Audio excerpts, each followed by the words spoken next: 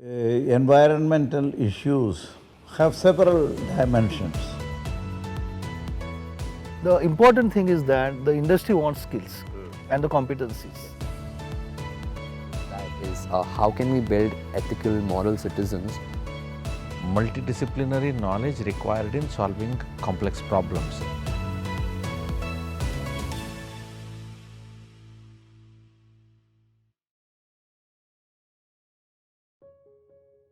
Good morning to all.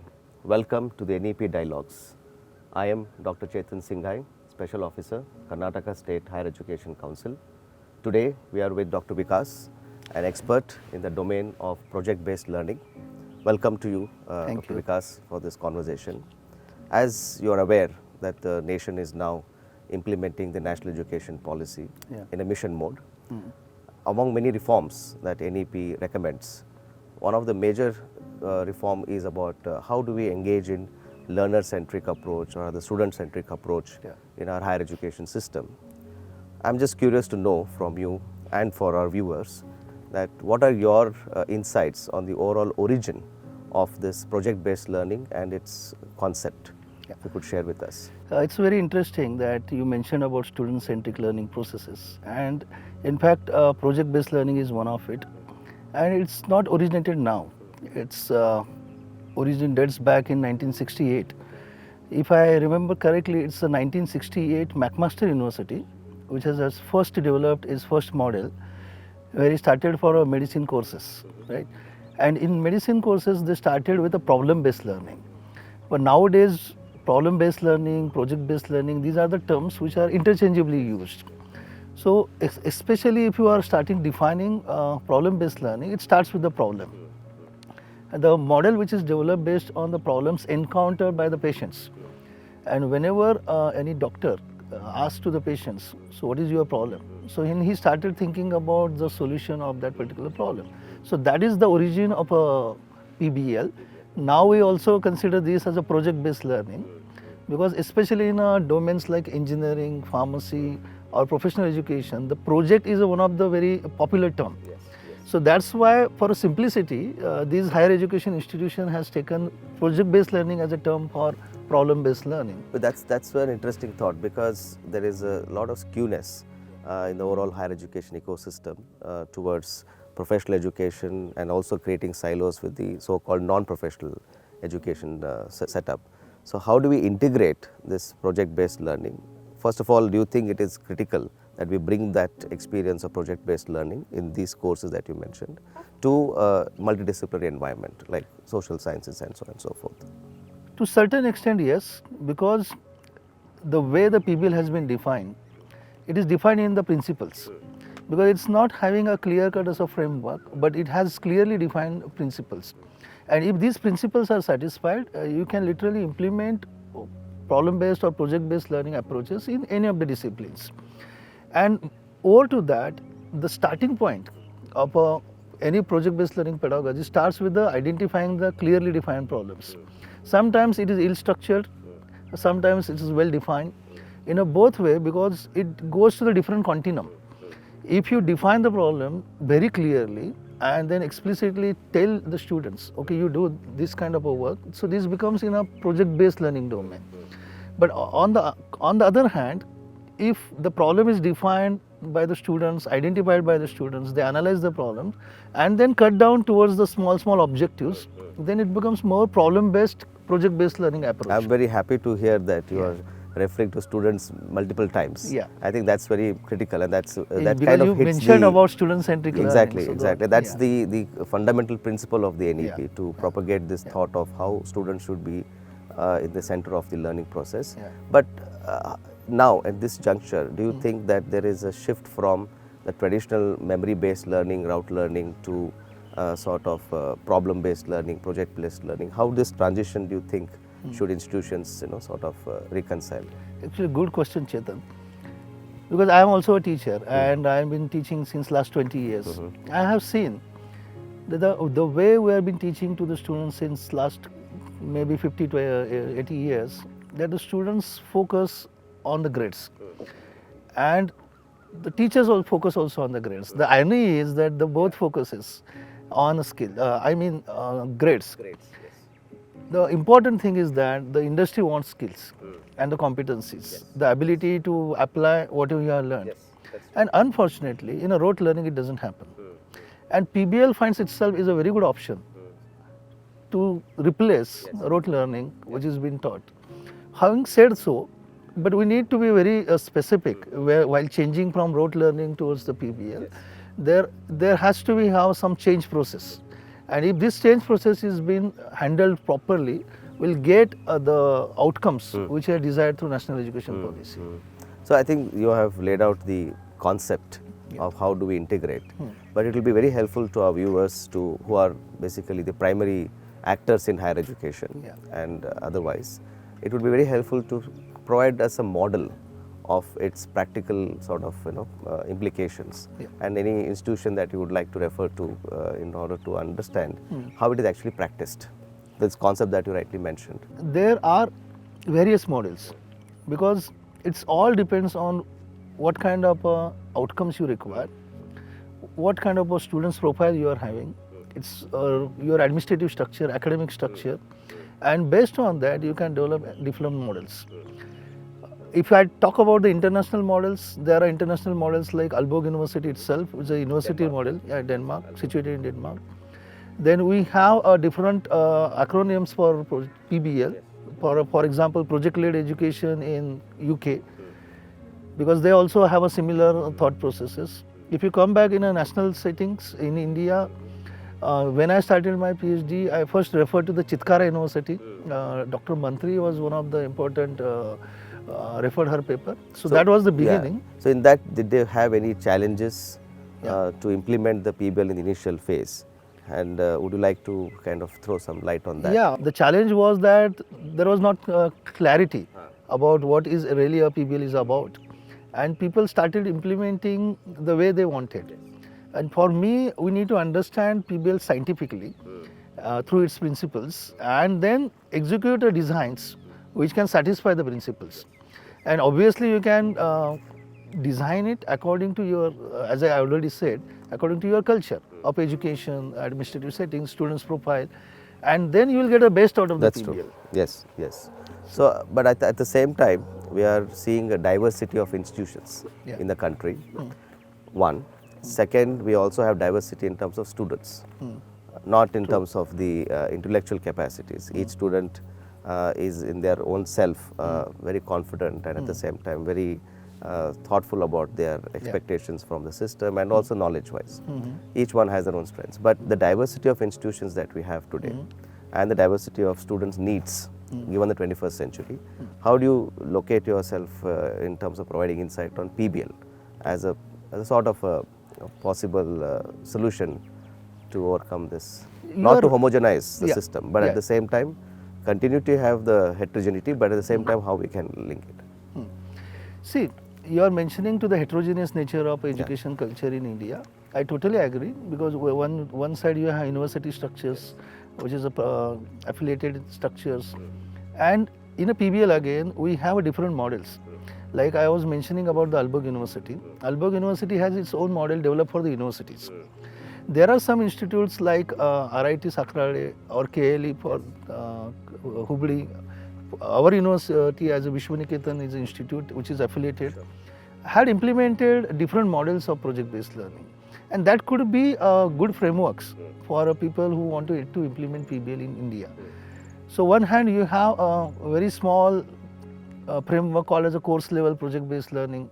To other round you have a university level project-based learning models. So within this continuum you can implement PBL in any type of the institutions which you are mentioning.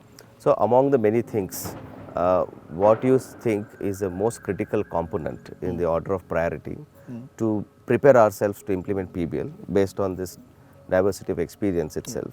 For example, is the faculty development the most important priority, or is it the attitude of the students themselves and other aspects? So how do you organize this thought process for our viewers to engage in implementation effectively while you share the model? But what are those priority areas that they should have the checklist ready for implementation? Actually, in my opinion again, I will tell you, through my experience I found that the teachers are the main actors of these institutions, because many times students are enter into the academic settings and they are groomed, nurtured, and they move out. But who stays there is the faculty members. And if you have faculty members who has been trained on project-based learning, implementing project-based learning for 2-3 years, I think the culture of project-based learning will start in the institutions. That's why I say that the teacher is the first priority. Obviously, the second important actor is the students' mindset to adopt and embrace project-based learning approaches, because they are more comfortably placed in a traditional rote learning. And project-based learning moves them from a comforts to a more active learning processes. That is better for them, but somehow we need to tell them that this is for your better future. And if you adopt this change, you will be the most important beneficiaries. So why I ask that question is, Dr. Vikas, because there is also a perception that project-based learning is a sort of a threat to traditional conceptual-based learning. Yeah. Because is it too much of activity and very less of theory and concepts vis-a-vis the outcomes that you envisage? So that is where the issues also, that where the institutions are in a dilemma. Yeah. That how do we balance this if we have to, or is it that we need to move towards the PBL way in order to envisage the aspirations of the NEP? You rightly mentioned, there are some myths related to this. Because why I said it's a myth, because it's not fact. Yes. So idea of changing towards PBL has to be initially in a hybrid mode, because we have traditionally very influential models of lecture based or instruction based delivery, and now we are talking about project based learning. So this change has to happen slowly. So initially I will propose it should be a hybrid model, but there is also another myth that there is no teaching available in project based learning, fundamentals. Let me tell you very frankly, the fundamentals will be always there in project based learning, but only the component of a teaching which has to be minimized, which is otherwise taking a lot of time of our curriculum. More than 90% of the time students are listening lectures. In PBL, we have to move from say 50% lecturing and 50% active learning. So that could be a one way to start. When once it has been done properly for 2-3 years, then we can slowly move towards shift where the less lecturing and more active learning. So teachers pedagogy. become facilitators. Yeah. And I not agree. necessarily anchor the whole process. teaching and learning process and take over that whole process. But I think students are also equal participants to the whole process of learning. But also there is a shift towards outcome based education, which is a very important component of NEP as well. And I believe that this is also what we have learned from the project-based learning models, and also how do you see the link, particularly in the multidisciplinary environment? How do you see this outcome-based? See, there is a definite link. Yes. Because when you implement project-based learning, we need to assess the outcomes also. And assessing the outcomes in PBL is always in multidimensional. Because you mentioned about the multidisciplinarity, I first mentioned about the multiple assessment methods, which necessary a formative and summative assessments, which has to be followed in a PBL. Because I believe, the way you assess your students, the way you evaluate them, accordingly they nurture their teaching, learning ways. So if the assessment is done on a more formative and in a project-based environment, the change will happen. Regarding the multidisciplinarity you mentioned, I believe the nature of the multidisciplinarity comes through the selection of the problems. If the problem is selected in such a way that you want to promote interdisciplinarity, it is possible. In fact, if the real problems in a PBL are on multidisciplinarity, I can quote some examples also if you would like to. Suppose if a pharmacy industry is looking for a solution, and if engineering students visits to the pharmaceutical industry, so they have to understand the basic natures of the pharmacy, what are the processes, what are the compositions. So that brings the context of a pharmacy in engineering. While the engineering students learn pharmacy, they bring the context of engineering into the solutions.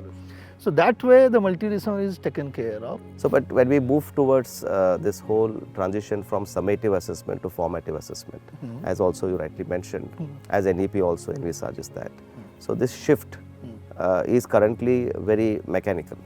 but how do you make it organic? And you think again, I'll come back to some of the points you mentioned, maybe if you would like to link it to this, how project-based learning and linked to the OBE can enhance formative assessment Yeah. in a practical sense, in the sense, practical meaning that institutions can actually implement them, given that they have the autonomy to engage with assessment-related reforms. What are your thoughts on that? Yeah, I will try to bring certain examples here, because if you are talking about outcome-based education, we have defined explicitly outcome-based education in the form of attributes, Attributes. in the form of outcomes. You mean If- graduate attributes? Graduate That's attributes. And these are the 12 attributes which you are talking about, especially if you go to the engineering domain. I will take example of a problem solving, maybe example of a teamwork and a communication. And these are the three important skills which everybody want to assess. Irrespective of any course or program, Irrespective yes. of any course. Very critical as life skill and soft skill also. Yes. Yeah, and then if you really want to assess this and relate to the outcome-based education, how you do it? That's a challenge. And very often teachers goes for different types of assessments. I will explain you. For example, you mentioned about the organic nature of assessment. For example, if I want to assess the teamwork, how a teacher can assess while he is sitting in his cabin? He cannot assess teamwork while he is sitting in a cabin. So he has to be with the team. And while the team is working on some kind of a projects, some kind of work they are doing, if the teacher is there, he can assess how the teachers are actually involving in a problem solving process. At the same time, they are working in a teamwork. At the same time, teacher has to facilitate students to move towards the goals which I have decided as a team. And how much they are moving towards that is the assessment which teachers has to carry while involving in the process. At the same time, the problems are getting solved as the students move from the initial part of the problem solving to the latter part of the problem solving. So whole journey has to be recorded. And that is the organic nature of the assessment in a PBL itself. And when you have a milestones, and if you check the milestones which are done or achieved by the students during the problem solving process, then you can design the assessments at the different milestones. So during the process you have milestones which need to be achieved, so this becomes a formative in nature, and towards the end you have everything taken care, right from the beginning to the end you make a summative in nature. So in my opinion, if you do the formative properly and very strongly, summative will be again, it will be different outcomes, something which you are really planned. That's true. That outcomes will be more tangible, and that is the beauty of project-based learning. But what intrigues me while you are speaking is because now that I am sort of curious, because you said there are different types of institutions, and you are coming from an affiliating college system, which majority of the stakeholders in higher education feel that affiliation systems are so bounded by rules, regulations, and a lot of restrictions in terms of reforming, especially curricular assessment related. But I believe you have already done that. Yeah. So how did you overcome this perceived set of barriers that people tend to think about in the sector of higher education? So maybe you could share that, because that is very reassuring for our viewers, because majority of them are very keen. And that's an important question also, because you mentioned rightly, the affiliation of the university brings a rigidity into the system. But I believe, because I talk to many university higher authorities, the university never bounds any teachers to do something in a bounded nature. They have provided enough flexibility. It's the ability of a teacher to identify that flexibility and find the space to implement it. And that is what precisely we have done. We are also affiliated with the University of Mumbai, but University of Mumbai has tangibly defined everything as a course learning objectives. The contents are already been defined, the experiments already been Which defined. is the case with most affiliated universities. But there is always a scope to find a nature of a problem which suits to your course. And then you bring the problem into the academia. The students are learning the courses. The problem which brings the context, students and the problem encounter with each other, and they learn what is being written already by the university curriculum. So the way of learning happens while solving the problem rather than listening from the teacher. Obviously the teacher will play a critical role, because the content has to be given to the transacted to the students. So the fundamentals which is being taught by the teacher in a class has to be applied on a problem. So the application of the problem, application of a knowledge learned from the class from the teacher is applied on a problem. And then you see the outcomes, which is in the form of, again, the assessment. You take some project presentations and then add some attachments Okay. toward your objectives. Okay. So this way you can relate. So you are saying that the content and the design is already been provided, but the delivery Yeah. is where we have utmost autonomy Yeah. as teachers. Yeah, I And agree. that is in the case of affiliating system. But Yeah. I'm sure on the other hand, we have institutions who are already autonomous Yeah. in terms of not only the design, delivery, but also assessment. Almost So all they are three. already Yeah. there to Yeah. implement this sort of reform. But affiliate system, I'm very happy to know that, and also it's very reassuring that it is feasible, because that's mostly the number of institutions who are affiliating are very high. So in this regard, just to ensure that we are going in the direction to what we would like our viewers to also take home this thought process. In addition to all these institutional level challenges, coming to structural aspects, that is in terms of regulatory reforms. Yeah. So you have been engaging with various regulatory bodies as a member of an institution. Yeah. So what are your sort of recommendations that how these regulatory entities ought to engage with making PBL a reality? Yeah. If I take the question correctly, Yeah. the mostly in the earlier days, the regulatory body was focusing more on input-based structures. Now that I can see the shift from the input-based structure to the more outcome-based structures, because the promotion of getting accredited, promotion of getting the understanding of the best practices, getting collations of different network institutions. So these are the very important initiatives. And I believe I have also shared my one of the best practice to the higher authorities.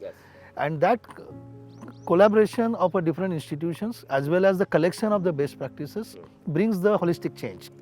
And that is the holistic change which the National Education Policy is also referring to, because the environment of education has to be changed towards the holistic education. And that is, I think, regulatory bodies are doing wonderful in this regard. With due respect, I still believe there is a scope of improvement in a different. No, change is inevitable. Change is so inevitable. I think sure there are. One point I would Yes, like to yeah. add is the flexibility. Flexibility. Okay. The flexibility to the teachers and flexibility for the students to take new courses, design new courses, and the credit-based system. That is the one point which I forgot to mention. So credit-based system actually help many institutions to incorporate the different teaching learning practices. I believe if you have credits to the projects in the framework, it will be wonderful change will bring into the any kind of a curriculum. Which you Yeah, mentioned. actually, I will come to the credits part. It is very interesting because that is now with the NEP coming in, there is a lot of thought process. But just a step before that is that once we are talking about regulatory reforms, because why I wanted to know more on this, because you are on the field in the sense an institution engaging in delivery of curriculum. On the other hand, there are certain reforms which NEP envisages with the regulatory framework. For example, subsuming most of our professional standard setting bodies into one meta body called as the Higher Education Commission of India, under that the National Higher Education Regulatory Authority, which is on the anvil.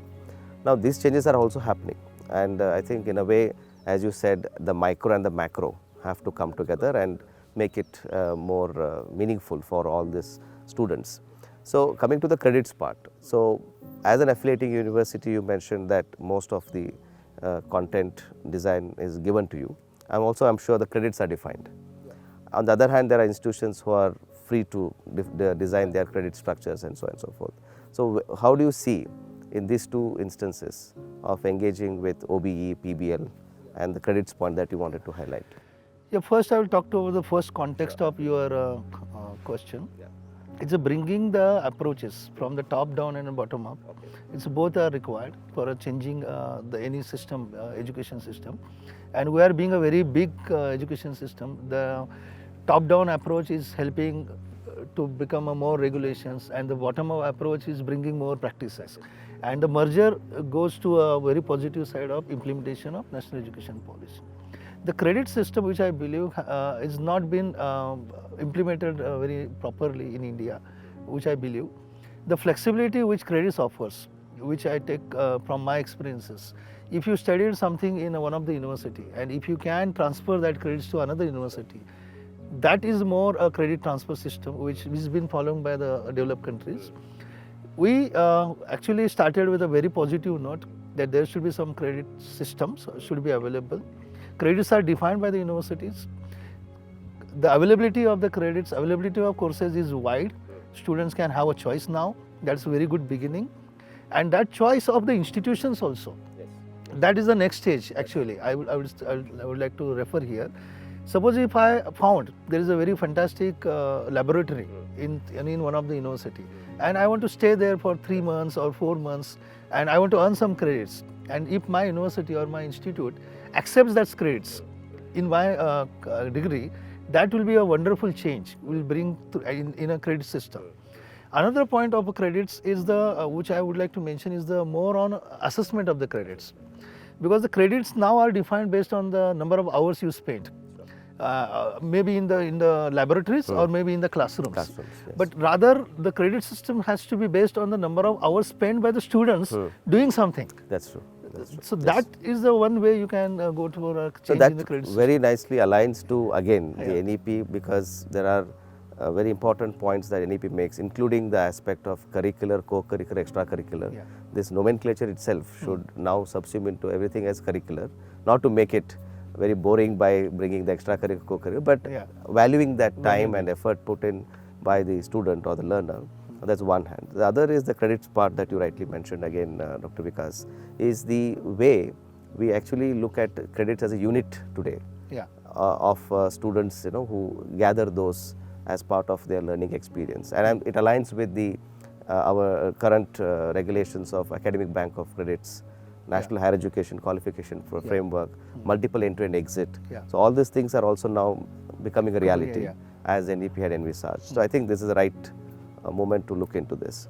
So just to communicate to viewers in the end, it will be very helpful that if you can share a very insightful message to all of them, that what is the importance or significance of PBL in the 21st century, as we have been talking through, maybe as a sort of a summary point, that if you would like to share a message to them. Thank to you, our Chetan, viewers. for See, again, PBL, which I refer now, is a problem-based and project-based work. It starts with identifying the clearly and ill-structured problems, bringing that problems into the context of the education, and then let the students encounter with that problems, let them learn, give a flexibility. Once they have this flavor understood by them, that if I learn in this environment, I am learning better. So that ownership of solving the problem, working in a team, and communicating the issues and the problems which is encountered while solving it, brings the holistic nature of education. And that's where the pedagogical change should happen towards the implementation of National Education Policy. And this is a very wonderful change which I am experiencing personally, because I have been practicing project-based learning implementations last 10 years. And let me tell you, the students are very, very happy in this pedagogical change. Many a times we found that whether it has been accepted by the teachers or not, the teachers are also very happily accepting it. The most important change which I found in my teachers is that the capacity, because they have moved to the next level. They have moved to the next level of capacity, because they can mentor the students very nicely, because they have done some project work by themselves. Forget about the educational background, because it brings more teachers in mentoring, and they have more wider scope of implementation in education institution. With this note, I believe we should go for student-centric learning processes like PBL for implementation of National Education Policy.